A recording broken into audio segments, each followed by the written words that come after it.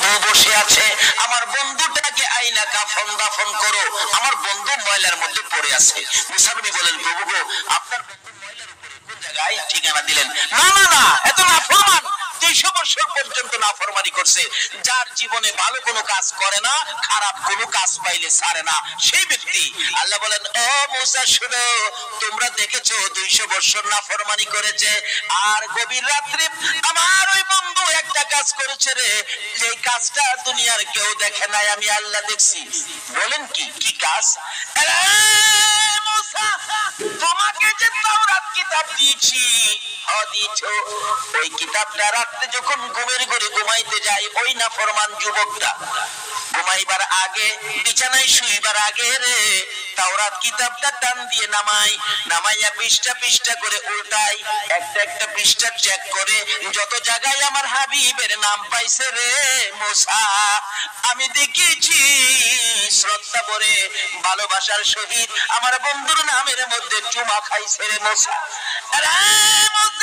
যার প্রেমে আমি আল্লাহ এত কিছু করেছি, তুমি মুসার নবুয়ত আমি আল্লাহ দিয়েছি, আমার ওই হাবিবের নামে, বন্ধুর নামে প্রত্যেকটা রাত্রে সবগুলি নাম তালাশ করে করে চুমা খাইছে। জীবনে কোনোদিন আমার বন্ধুর নামে চুমা না খাইয়া যুবকটা ঘুমায় নাই। তাই আমি আল্লাহ তারা 200 বছরের নাফরমানি একদিকে নিয়েছি, আর আমার বন্ধুর নামের চুমাটুকু আরেকদিকে নিয়েছি।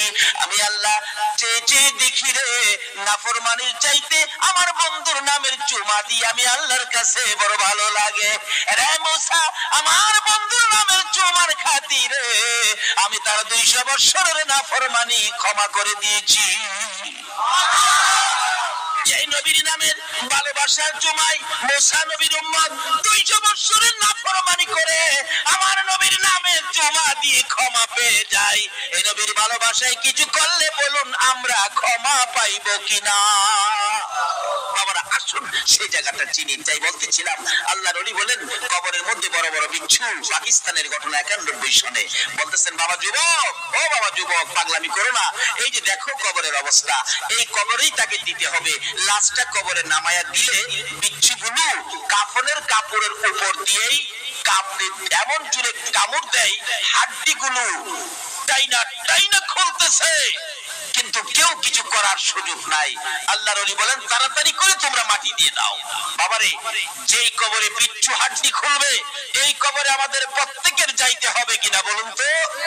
মা খাদিজা বলেন, ইয়া রাসূলুল্লাহ, এই কবরে যেতে আমার ভয় করে। নবীর আদরের বিবি হইয়া, সকল মুমিনের মা হইয়া কবরে যাইতে ভয় করে রে। আমরা তো জীবনে কোনোদিন কবরের চিন্তা করলাম না। মা খাদিজা বল, হুজুর আমি কবরের চিন্তায় কান্দি, কবরে কিভাবে মুলকিন নকিরের সওয়ালের জবাব দিব, কবরে কিভাবে একা থাকবো, কবরে কেমনে সাহায্য, ভয়ে আমি কাঁদতেছি। রাসূল বলেন, খাদিজা কাঁদো না, আমি রাসূল তোমার পক্ষে আছি। খাদিজা বলেন, ইয়া রাসূলুল্লাহ, খালি পক্ষে থাকলে হবে না, আমার সাথে 3টা কথা ওয়াদা দেন, তাহলে আমি কান্না থামাবো। কি কথা? 1 নম্বরে হলো, আপনার একটা পাঞ্জাবি মুবারক দিয়ে আমার কাফন পরাবেন। নবীজির পাঞ্জাবি দিয়ে কাফন পরাইলে বলুন তার দাম বাড়বে না কমবে? নবীর পাঞ্জাবির পাওয়ার আছে না? দুনিয়াতে তো দেখেন কালা পোশাকের পাওয়ার আছে না? কালা পোশাক, অথচ তারা আমাদের ছেলে, আমাদের ভাতিজা, আমাদের ভাই, কিন্তু এরপরও পোশাক লাগাইয়া 10-20 জন একসাথে যখন বাইরে হয়, একবার চায় আর দ্বিতীয়বার চায় না, মাথা নিচে দেলা। চিনছেন তো কার কথা কইতেছি? অথচ আমাদেরই ভাই, তারা আমাদেরই ভাতিজা, আমাদেরই ছেলে, কিন্তু কালা পোশাকে এদের পাওয়ার বাড়াইছে না কমাইছে?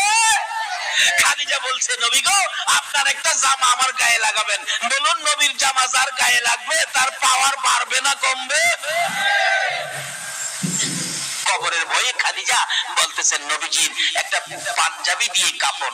রাসূল বলেন, ঠিক আছে। আর দ্বিতীয় কথা কি? নবী গো, আপনি আমাকে যে কবরে শোয়াবেন, আমাকে শোয়াইবার আগে আপনার শরীর মুবারক দিয়ে এই কবরটা একটু মরাইয়া দিয়ে আসবেন। আচ্ছা ঠিক আছে। তৃতীয় কথা, হুজুর মুলকিন নকিরের সওয়ালের জবাব আমি খাদিজা দেওয়ার সাহস রাখি না, নবীর বিবি হইয়া সাহস রাখে না, আমরা কিভাবে জবাব দিব? তাই কবি বলেছেন, কবরের হালত যদি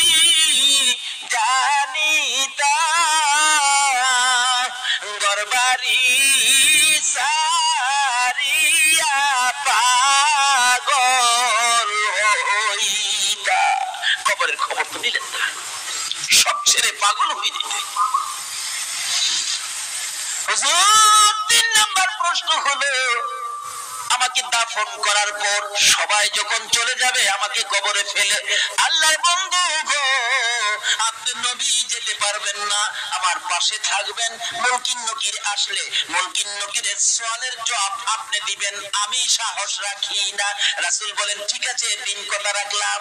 এবার মৃত্যুর পরে কাফন নবীজির জামা দিয়ে হলো, নবী নিজে কবরে নামলেন, খাদিজাকে শোয়াইলেন, দাফনের কাজ সম্পূর্ণ হলো, সাহাবীরা সব সরে গেল। আমার নবী খাদিজার মাথার পাশে বসে আছে। 10 মিনিট চলে যায়, মুনকির নকির আসে না। আধা ঘন্টা চলে যায়, মুনকির নকির আসে না।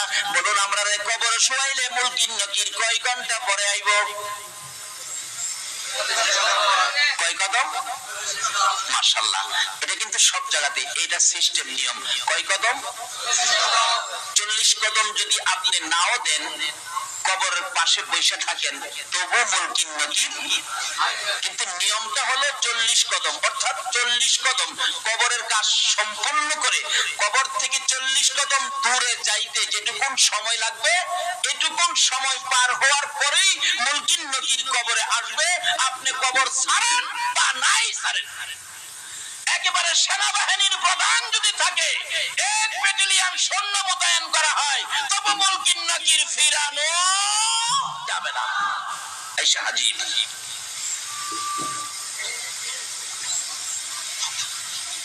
হাজির হয়ে গেছে।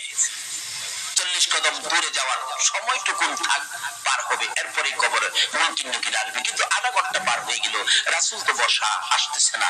ব্যাপারটা কি? রাসূল তো ভাবতেছেন কি ব্যাপার, এখনো আসতেছে না। আমার আল্লাহ কয় জিবরাইল রে, যা রে যা, আমার বন্ধুর কাছে যা, খবর দিয়া সবাই হাজির হয়ে গেলেন। ইয়া রাসূলুল্লাহ, আল্লাহর সালাম গ্রহণ করুন। আমি জিবরাইলের সালাম গ্রহণ করুন। কি খবর রে জিবরাইল, মুনকির নকির কোথায়? হুজুর মুনকির নকির আসবে না গো, খাদিজার খবরে মুনকির নকির আসবে না। কেন আসবে না? সিস্টেম হলো, বিধান হলো, মুনকির নকির সকলের কবরে আসবে, খাদিজার কবরে কেন আসবে না? জিবরাইল বলেন ইয়া রাসূলুল্লাহ, না আসার কারণ হলো খাদিজা যেদিন মুনকির নকিরের প্রশ্নের জবাব সওয়ালের ভয়ে যেদিন দুনিয়ার মধ্যে কান্নাকাটি করেছে, কবরের ভয়ে যেদিন দুনিয়ার মধ্যে খাদিজা কান্নাকাটি করেছে, খাদিজার চোখের পানি দেখে গো আমার আল্লাহর বড় মায়া হয়েছে।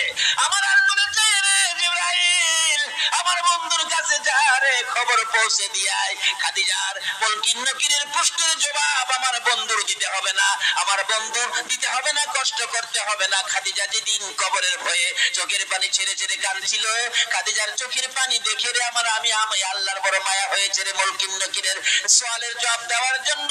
আর আমার বন্ধুর কষ্ট করতে হবে না, আমার বন্ধুর কানে খবর দে, খাদিজার কবরের মুনকির নকিরের সওয়ালের জবাব আমি আল্লাহ নিজেই আদায় করে দিয়েছি। কখন দিয়েছে? যখন এই বয়ে কাঁদছিল। বলুন কবরের বয়ে কাঁদছেন এমন কেউ বলতে পারবেন? তাই কবি বলেছেন, কবরেরও হালত যদি জানিতা, ঘর বাড়ি সারিয়া পাগল হয়ে যাইতা। সেই কবরের খবর দিলাম না। এই কবরের বিপদ থেকে বাঁচতে গেলে আখিরি নবীর উম্মত হন।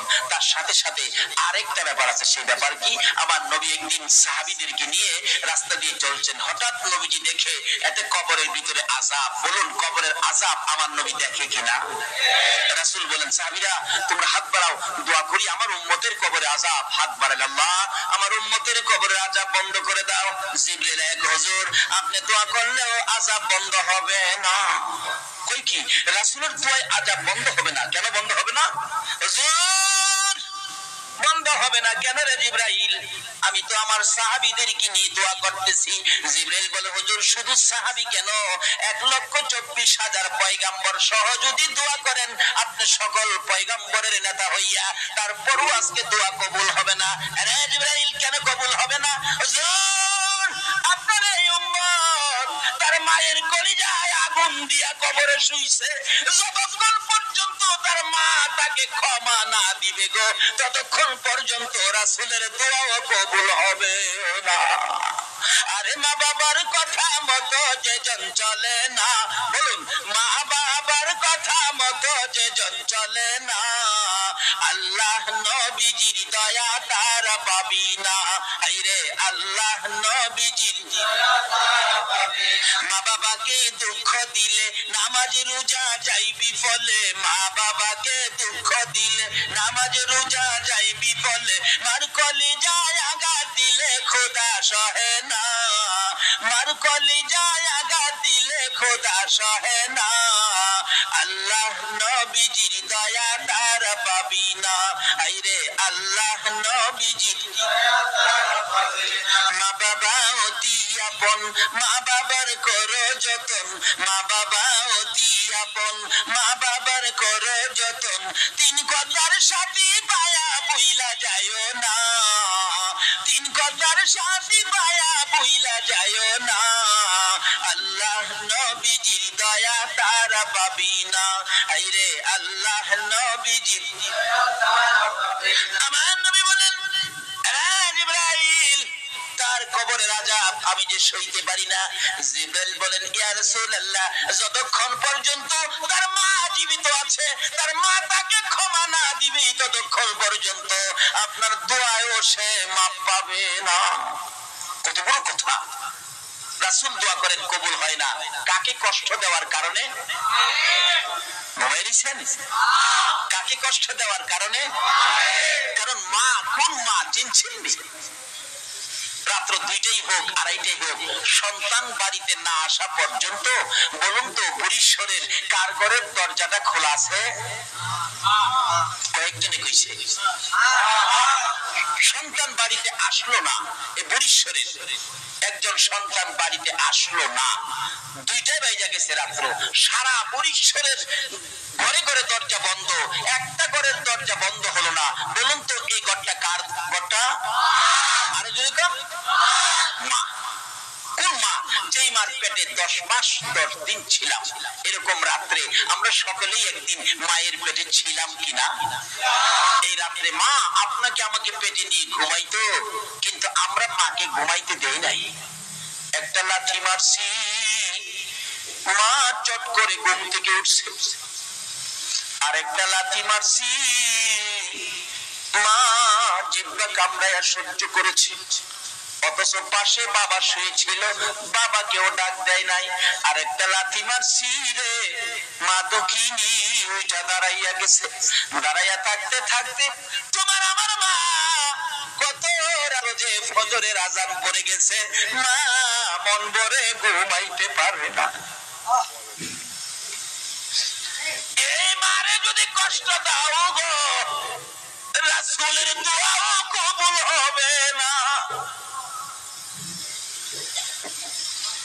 তারপরেও জীবনে কত মা তোমার আমার মতো একটা সন্তানের মুখ দেখার আশায় কত মা যে দুনিয়া থেকে বিদায়ী হয়েছে, তাই নাই? ডেলিভারিতে অনেক মহিলা মারা যায় না, তারপরও মা জাতি মহিলা মেয়ে তাদের কত সাপ, তাদের সঙ্গে মহিলাটা ডেলিভারিতে মারা গেছে, এরপরও অন্য মহিলারা কি বাচ্চার আশা কি ছাইরা দিছে? জীবন দিয়ে হইলেও একটা বাচ্চার মুখ দেখতে চাই। বাবারা কবরে যাবেন, এই মার সাথে ব্যবহার কি করেছেন এটা আগে পরিষ্কার করেন। রাসূল বলেন, আমি তো ডাকতেছি জিবরাইল, এই আযাব আমি উপস্থিত থাকিতে আমি সহ্য করব কিভাবে? জিবরাইল বলে, হুজুর তার মার কাছে ক্ষমা না পাওয়া পর্যন্ত আল্লাহ তাকে মাফ দিবে না, আপনি রাসূলের দোয়াও কবুল হবে না। রাসূল বলেন, তার মা কোথায়? ঠিকানা দিলে যে রাখতেছে, মা আপনার ছেলেটা মারা গেছে। জি হুজুর মারা গেছে। আপনার ছেলের কবরে তো আযাব চলছে। মা বলেন, হুজুর আযাব হইতাছে, আল্লাহ আরো আযাব দেন। হ্যাঁ আমারে পুইরা নিছে। মারে কষ্ট দেওয়ার মানুষ আছে না বাংলাদেশে? হ্যাঁ আমারে পুইরা নিছে হুজুর। রাসূল বলেন, মাকে তো না দেখাইলে মা মায়া হবে না। রাসূল বলতেছেন, মা আপনি একটু আসেন, আপনার ছেলের অবস্থা দেখা যান। কবরের পাশে দাঁড় করাই রাসূল বললেন, প্রভু গো, তার মাকে কবরের আযাব দেখার শক্তি দাও। বলুন এই নবীর কথাই দিবে কিনা? বলতে দেরি, শক্তি দিতে দেরি নাই। মা দেখে কবরের ভিতরে আযাব, মাথার থেকে চামড়াটা সিলাইয়া একটা টানে পাও পর্যন্ত নিয়ে যায়, আর ওই সিলানো শরীরের মধ্যে দাও দাও করে আগুন। ছেলেটা মা মা কইয়া চিৎকার মারে। মারে চিনেন না? বিপদ আপদে পড়লে বলুন অটোমেটিক মুখ দিয়া কার কথা আসে? পায়ে ব্যথা পাইয়া পায়ের মুখটা একবারে সিটা পড়ে গেছে। বলুন পায়ে হাত দিয়া কি বলে কাঁদতেছে বাচ্চাটা? মা, মা গো, মা। পেট ব্যথায় অস্থির, শ্বশুর বাড়ি খাইয়া এমন খাওয়া খাইছে ব্যথা উঠছে পেটে। বলুন কি বলে কাঁদতেছে জামাই? মা, মা গো। শাশুড়ি কই, বেটা আমার বাড়ি খাইয়ে তোর মারে রেখে কাঁদছস? আমার আল্লাহ কই, তোর বাড়ি খাইলি কি বো, ব্যথাই বেদনায় মার কথাই আসবে, জুতা দাবাই রে ও তোর কথা। কেন এই সন্তান নিয়ে কষ্ট ব্যথা বলুন কে বুক করেছে? মা। এই জন্য ব্যথাই বেদনায় পড়লে কার কথা মুখে আসে? মা। হুজুর বাবার কথা কইতেন না, বাবা কি কম কষ্ট করছে, রোজগার করে খাওয়াইছে না? বাবার কথা আসে একবার কোন সময়, ব্যথাই বেদনাই না। দেখবেন এই বৃষ্টি বাদলের দিন সকালবেলা ঘর থেকে উঠেই দেখে উত্তর দিক দিয়ে এমন আকাশে মেঘ জমেছে, একবারে কালো অন্ধকার হয়ে রয়েছে। ঘুম থেকে উঠা এই কালো হাঁসটা দেখা বলুন তো কি বলতেছে? বাবা রে বাবা। দিনের হাঁস দেখলে বাবার কথাই, কিন্তু ব্যথাই বেদনায় বাবার কথা। বলুন কার কথাই? মা। রাসূল বলতেছেন, আল্লাহ তার কবরের আযাবটা দেখার শক্তি দাও। মা দেখতেছে ছেলেটা সমস্ত শরীরের চামড়া নাই, জাহান্নামের আগুন দাও দাও করে জ্বলতেছে। মা গো, মা গো, মা গো কইয়া কাঁদতেছে। আবার চামড়া ভরে যায়, পাও থেকে ফেরেশতারা চামড়াটা সিলাইয়া মাথা পর্যন্ত আনে, আবার জাহান্নামের আগুন জ্বলতে থাকে। মা গো কইয়া কান্দে। মা সন্তানের ব্যথা দেখে রে মা নিজের ব্যথা ভুলে গেছে। তাই আমি বলি ছেলে মাকে ভুলে যাই গো, মা ছেলেকে ভুলে না। এমন দরদি মাকে আর ব্যথা দিও না। মা ডাকতেছে, ইয়া রাসূলুল্লাহ আমাকে যত ব্যথাই ছেলে আমাকে দিয়েছে আমি সহ্য করতে পারবো, কিন্তু ছেলের ব্যথা আমি মা হইয়া সইতে পারি না। হুজুর আমি আমার সন্তানকে মাফ করে দিলাম, আপনি বলুন না আমার আল্লাহকে যেন মাফ করে দেয়।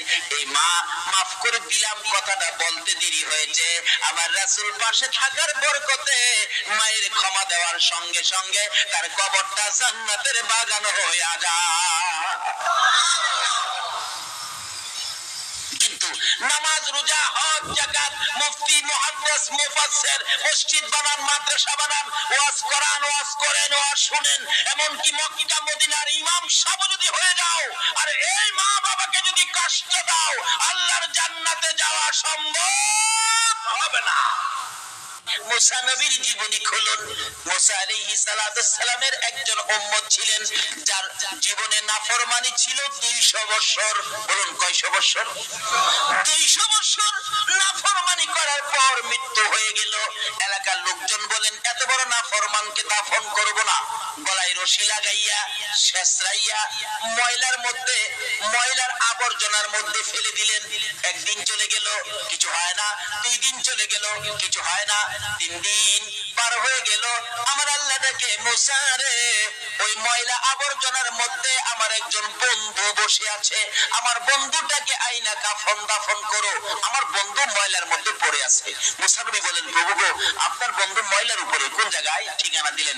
না না না এত নাফরমান 200 বছর পর্যন্ত নাফরমানি করছে, যার জীবনে ভালো কোনো কাজ করে না খারাপ কোনো কাজ পাইলে ছাড়ে না সেই ব্যক্তি।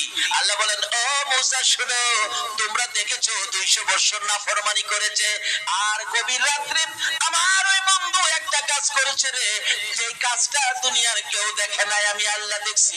বলেন কি কি কাজ? মুসা তোমাকে যে তাওরাত কিতাব দিয়েছি, দিয়েছ।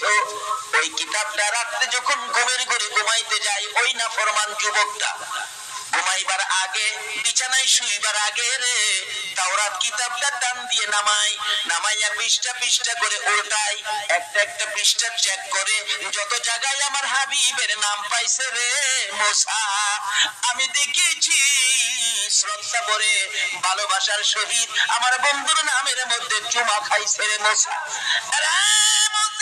যার প্রেমে আমি আল্লাহ এত কিছু করেছি, তুমি মুসার নবুয়ত আমি আল্লাহ দিয়েছি, আমার ওই হাবিবের নামে বন্ধুর নামে প্রত্যেকটা রাত্রে সবগুলি নাম তালাশ করে করে চুমা খাইছে। জীবনে কোনোদিন আমার বন্ধুর নামে চুমা না খাইয়া যুবকটা ঘুমায় নাই। তাই আমি আল্লাহ তারা 200 বছরের নাফরমানি একদিকে নিয়েছি, আর আমার বন্ধুর নামে চুমাটুকু আরেকদিকে নিয়েছি। আমি আল্লাহ চেয়ে চেয়ে দেখি রে নাফরমানির চাইতে আমার বন্ধুর নামের চুমা দিয়ে আমি আল্লাহর কাছে বড় ভালো লাগে রে মুসা। আমার বন্ধুর নামের চুমার খাতিরে আমি তার 200 বছরের নাফরমানি ক্ষমা করে দিয়েছি। যে নবীর নামের ভালোবাসার চুমাই মুসা নবীর উম্মত 200 বছরের নাফরমানি করে আমার নবীর নামে চুমা দিয়ে ক্ষমা পেয়ে যায়। এই নবীর ভালোবাসায় কিছু করলে বলুন আমরা ক্ষমা পাইব কিনা?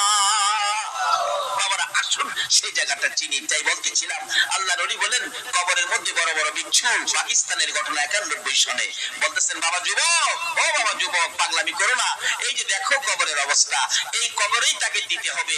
লাশটা কবরে নামায়া দিলে বিচ্ছুগুলো কাফনের কাপড়ের উপর দিয়েই এমন চুলে কামড় দেয়, হাড্ডিগুলো টাইনা টাইনা খুলতেছে, কিন্তু কেউ কিছু করার সুযোগ নাই। আল্লাহর ওলি বলেন তাড়াতাড়ি করে তোমরা মাটি দিয়ে দাও। বাবারে যেই কবরে বিচ্ছু হাড্ডি খুলবে এই কবরে আমাদের প্রত্যেকের যাইতে হবে কিনা বলুন তো? মা খাদিজা বলেন ইয়া রাসূলুল্লাহ এই কবরে যেতে আমার ভয় করে।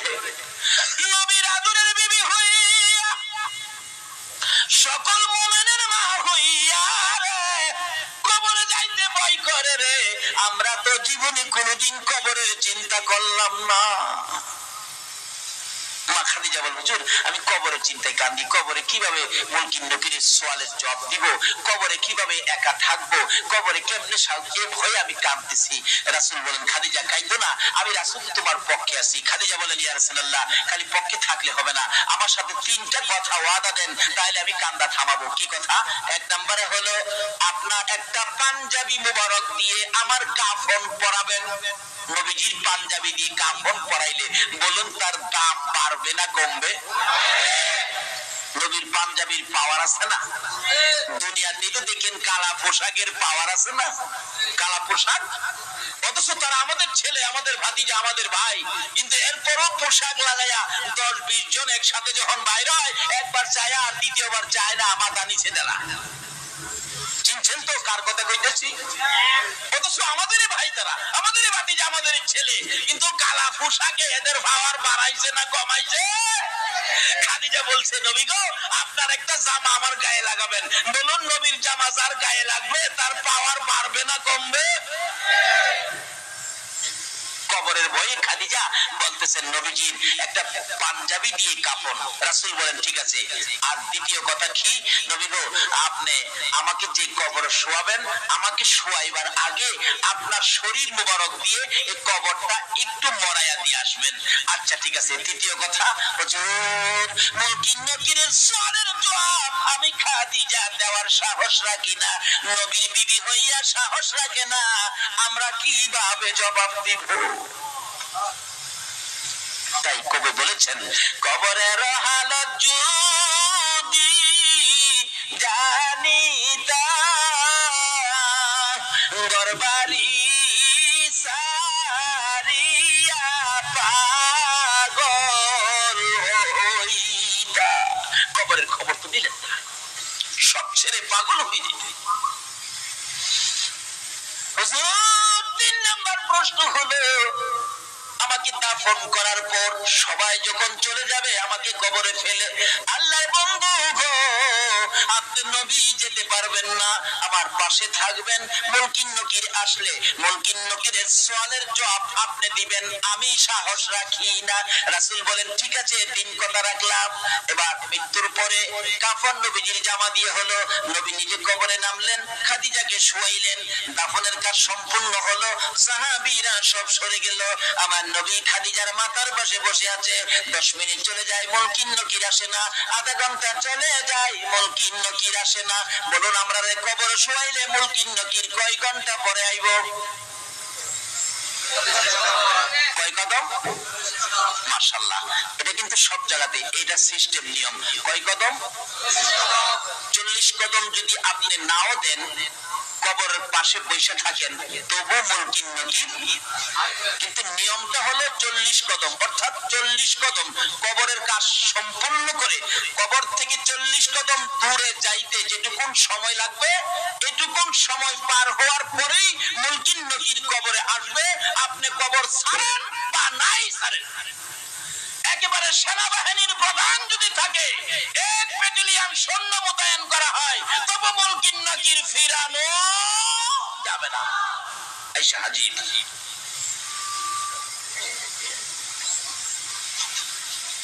হাজির হয়ে গেছে।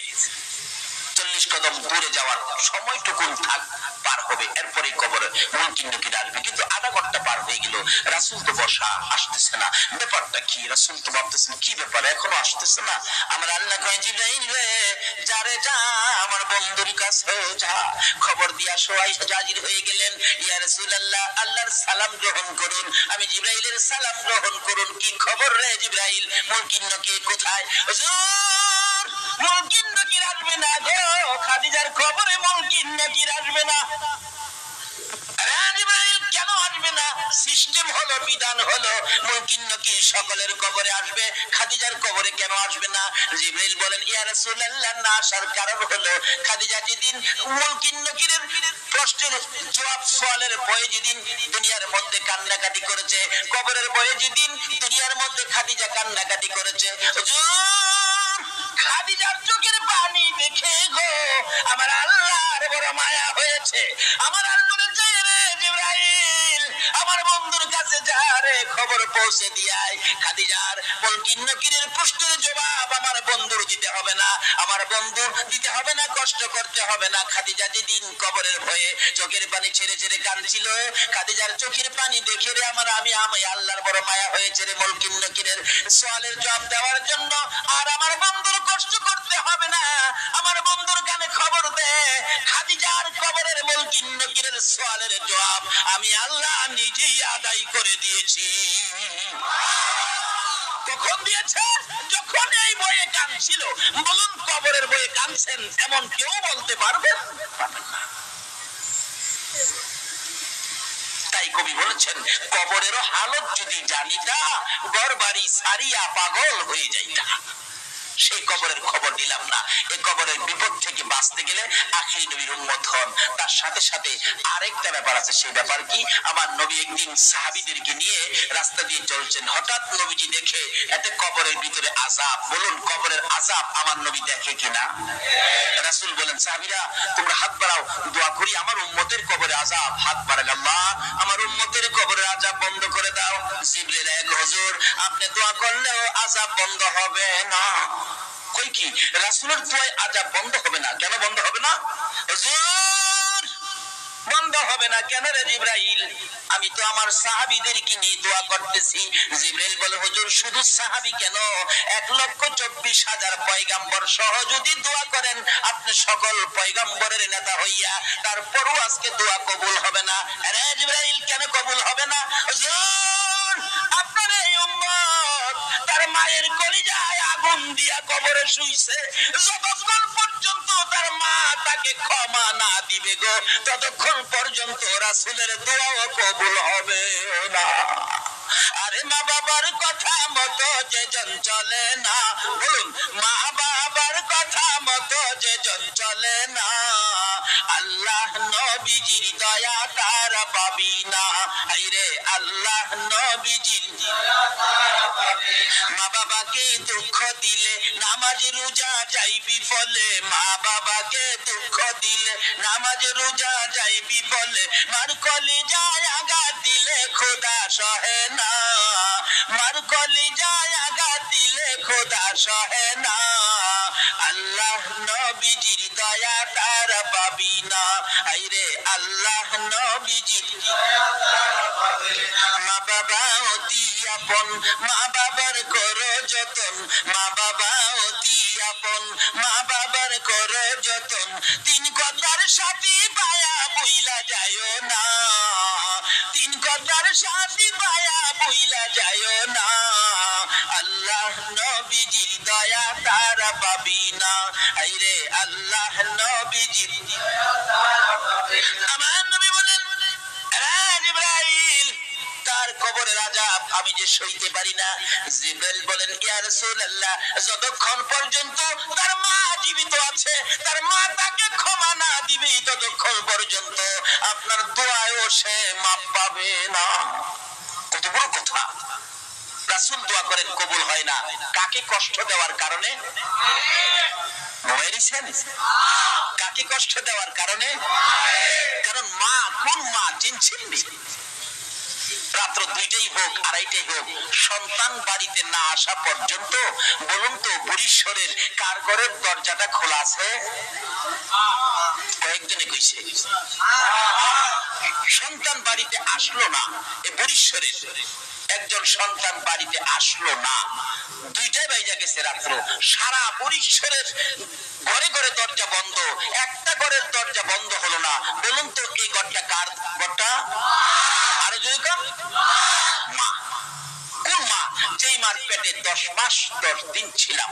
এরকম রাত্রে আমরা সকলেই একদিন মায়ের পেটে ছিলাম কিনা? এই রাত্রে মা আপনাকে আমাকে পেটে নিয়ে ঘুমাইতো, কিন্তু আমরা মাকে ঘুমাইতে দেই নাই। একটা লাথি মারছি, মা চট করে ঘুম থেকে উঠছে। আরেকটা লাথি মারছি, মা জিহ্বা কামড়ায়া সহ্য করেছে। অথচ পাশে বাবা শুয়েছিল, বাবাকেও ডাক দেয় নাই। আরেকটা লাথি মারছি রে, মা দুঃখিনী ওইটা দাঁড়াইয়া গেছে। দাঁড়াইয়া থাকতে থাকতে তোমার আমার মা কত রোজে ফজরের আযান পড়ে গেছে, মা মন ভরে ঘুমাইতে পারে না। এই মারে যদি কষ্ট দাও গো, রাসূলের দোয়াও কবুল হবে না। তারপরেও জীবনে কত মা তোমার আমার মতো একটা সন্তানের মুখ দেখার আশায় কত মা যে দুনিয়া থেকে বিদায় হয়েছে, হয় নাই? ডেলিভারিতে অনেক মহিলা মারা যায় না, তারপরও মা জাতি মহিলা মেয়ে তাদের কত সাপ, তাদের সঙ্গে মহিলাটা ডেলিভারিতে মারা গেছে, এরপরও অন্য মহিলারা কি বাচ্চার আশা কি ছাইরা দিছে? জীবন দিয়ে হইলেও একটা বাচ্চার মুখ দেখতে চাই। বাবারা কবরে যাবেন, এই মার সাথে ব্যবহার কি করেছেন এটা আগে পরিষ্কার করেন। রাসূল বলেন, আমি তো ডাকতেছি জিবরাইল, এই আযাব আমি উপস্থিত থাকতে আমি সহ্য করব কিভাবে? জিবরাইল বলে, হুজুর তার মার কাছে ক্ষমা না পাওয়া পর্যন্ত আল্লাহ তাকে মাফ দিবে না, আপনি রাসূলের দোয়াও কবুল হবে না। রাসূল বলেন, তার মা কোথায়? ঠিকানা দিলে যে ডাকতেছে, মা আপনার ছেলেটা মারা গেছে। জি হুজুর মারা গেছে। আপনার ছেলের কবরে তো আযাব চলছে। মা বলেন, হুজুর আযাব হইতাছে, আল্লাহ আরো আযাব দেন। হ্যাঁ আমারে পুইরা দিচ্ছে। মারে কষ্ট দেওয়ার মানুষ আছে না বাংলাদেশে? হ্যাঁ আমারে পুইরা দিচ্ছে হুজুর। রাসূল বলেন, মাকে তো না দেখাইলে মা মায়া হবে না। রাসূল বলতেছেন, মা আপনি একটু আসেন, আপনার ছেলের অবস্থা দেখা যান। কবরের পাশে দাঁড় করাই রাসূল বললেন, প্রভু গো, তার মাকে কবরের আযাব দেখার শক্তি দাও। বলুন এই নবীর কথাই দিবে কিনা? বলতে দেরি, শক্তি দিতে দেরি নাই। মা দেখে কবরের ভিতরে আযাব, মাথার থেকে চামড়াটা সিলাইয়া একটা টানে পাও পর্যন্ত নিয়ে যায়, আর ওই সিলানো শরীরের মধ্যে দাও দাও করে আগুন। ছেলেটা মা মা কইয়া চিৎকার মারে। মারে চিনেন না? বিপদে আপদে পড়লে বলুন অটোমেটিক মুখ দিয়া কার কথা আসে? পায়ে ব্যথা পাইয়া পায়ের মুখটা একবারে সিটা পড়ে গেছে। বলুন পায়ে হাত দিয়া কি বলে কাঁদতেছে বাচ্চাটা? মা গো মা। পেট ব্যথায় অস্থির, শ্বশুর বাড়ির খাইয়া এমন খাওয়া খাইছে ব্যথা উঠছে পেটে। বলুন কি বলে কাঁদতেছে জামাই? মা মাগো। শাশুড়ি কই বেটা আমার বাড়ির খাইয়ে তোর মারে রেখে কান্দোস? আমার আল্লাহ কই তোর বাড়ির খাইলে কি বো, ব্যথাই বেদনায় মার কথাই আসবে, জুতা দাবাই রে ও তোর কথা। কেন এই সন্তান নিয়ে কষ্ট ব্যথা বলুন কে বুক করেছে? মা। এই জন্য ব্যথাই বেদনায় পড়লে কার কথা মুখে আসে? হুজুর বাবার কথা কইতেন না, বাবা কি কম কষ্ট করছে, রোজগার করে খাওয়াইছে না? বাবার কথা আসে একবার কোন সময়, ব্যথাই বেদনাই না। দেখবেন এই বৃষ্টি বাদলের দিন সকালবেলা ঘর থেকে ওইটাই দেখে উত্তর দিক দিয়ে এমন আকাশে মেঘ জমেছে, একবারে কালো অন্ধকার হয়ে রয়েছে। ঘুম থেকে ওইটা এই কালো হাঁসটা দেখা বলুন তো কি বলতেছে? বাবা রে বাবা। দিনের হাঁস দেখলে বাবার কথাই গিয়ে, কিন্তু ব্যথাই বেদনায় বাবার কথা বলুন কার কথাই? মা। রাসূল বলতেছেন আল্লাহ তার কবরের আযাবটা দেখার শক্তি দাও। মা দেখতেছে ছেলেটা সমস্ত শরীরের চামড়া নাই, জাহান্নামের আগুন দাও দাও করে জ্বলতেছে। মাগো মাগো মাগো কইয়া কাঁদতেছে। আবার চামড়া ভরে যায়, পাও থেকে ফেরেশতারা চামড়াটা সিলাইয়া মাথা পর্যন্ত আনে, আবার জাহান্নামের আগুন জ্বলতে থাকে। মাগো মাগো কইয়া কান্দে। মা সন্তানের ব্যথা দেখে রে মা নিজের ব্যথা ভুলে গেছে। তাই আমি বলি ছেলে মাকে ভুলে যাই গো, মা ছেলেকে ভুলে না। এমন দরদি মাকে আর ব্যথা দিও না।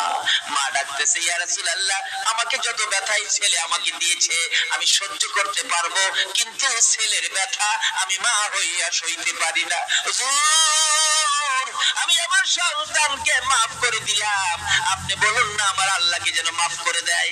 এই মা মাফ করে দিলাম কথাটা বলতে দেরি হয়েছে, আবার রাসূল পাশে থাকার বরকতে মায়ের ক্ষমা দেওয়ার সঙ্গে সঙ্গে তার কবরটা জান্নাতের বাগান হয়ে যায়। কিন্তু নামাজ রোজা হজ যাকাত মুফতি মুহাদ্দিস মুফাসসির মসজিদ বানান মাদ্রাসা বানান ওয়াজ কোরআন ওয়াজ করেন ওয়াজ শুনেন, এমনকি মক্কা মদিনার ইমাম সাহেব যদি হয়ে যাও আর এই মা বাবাকে যদি কষ্ট দাও আল্লাহর জান্নাতে যাওয়া সম্ভব হবে না। মুসা নবীর জীবনী খুলুন। মুসা আলাইহিস সালাতুস সালামের একজন উম্মত ছিলেন যার জীবনে নাফরমানি ছিল 200 বছর। বলুন কয়শো বছর? 200 বছর নাফরমানি করার পর মৃত্যু হয়ে গেল। এলাকার লোকজন বলেন এত বড় নাফরমানকে দাফন করব না, গলায় রশি লাগাইয়া শেষরাইয়া ময়লার মধ্যে ময়লার আবর্জনার মধ্যে ফেলে দিলেন। একদিন চলে গেল কিছু হয় না, 2 দিন চলে গেল কিছু হয় না, 3 দিন পার হয়ে গেল। আমার আল্লাহ দেখে মুসা রে ওই ময়লা আবর্জনার মধ্যে আমার একজন বন্ধু বসে আছে, আমার বন্ধুটাকে আইনা কাফন দাফন করো, আমার বন্ধু ময়লার মধ্যে পড়ে আছে। মুসা নবী বলেন প্রভু গো আপনার বন্ধু ময়লার উপরে কোন জায়গায়? ঠিকানা দিলেন। না না না এত নাফরমান 200 বছর পর্যন্ত নাফরমানি করছে, যার জীবনে ভালো কোনো কাজ করে না খারাপ কোনো কাজ পাইলে ছাড়ে না সেই ব্যক্তি। আল্লাহ বলেন ও মুসা শোনো তোমরা দেখেছো 200 বছর নাফরমানি করেছে, আর গভীর রাত্রে আমার ওই বন্ধু একটা কাজ করেছে রে, যে কাজটা দুনিয়ার কেউ দেখে নাই আমি আল্লাহ দেখছি। বলেন কি কি কাজ? মুসা তোমাকে যে তাওরাত কিতাব দিয়েছি, দিয়েছো। ওই কিতাবটা রাত্রে যখন ঘুমের ঘরে ঘুমাইতে যায়, ওই নাফরমান যুবকটা ঘুমাইবার আগে, বিছানায় শুইবার আগে রে তাওরাত কিতাবটা টান দিয়ে নামাইয়া পৃষ্ঠা পৃষ্ঠা করে উল্টাই, একটা একটা পৃষ্ঠা চেক করে যত জায়গায় আমার হাবিবের নাম পাইছে রে মুসা, আমি দেখেছি শ্রদ্ধা ভরে ভালোবাসার সহিত আমার বন্ধুর নামের মধ্যে চুমা খাইছে রে মুসা। যার প্রেমে আমি আল্লাহ এত কিছু করেছি, তুমি মুসার নবুয়ত আমি আল্লাহ দিয়েছি, আমার ওই হাবিবের নামে বন্ধুর নামে প্রত্যেকটা রাত্রে সবগুলি নাম তালাশ করে করে চুমা খাইছে। জীবনে কোনোদিন আমার বন্ধুর নামে চুমা না খাইয়া যুবকটা ঘুমায় নাই। তাই আমি আল্লাহ তারা 200 বছরের নাফরমানি একদিকে নিয়েছি, আর আমার বন্ধুর নামের চুমাটুকু আরেকদিকে নিয়েছি। আমি আল্লাহ যে দেখি রে নাফরমানির চাইতে আমার বন্ধুর নামের চুমা দিয়ে আমি আল্লাহর কাছে বড় ভালো লাগে রে মুসা। আমার বন্ধুর নামের চুমার খাতিরে আমি তার 200 বছরের নাফরমানি ক্ষমা করে দিয়েছি।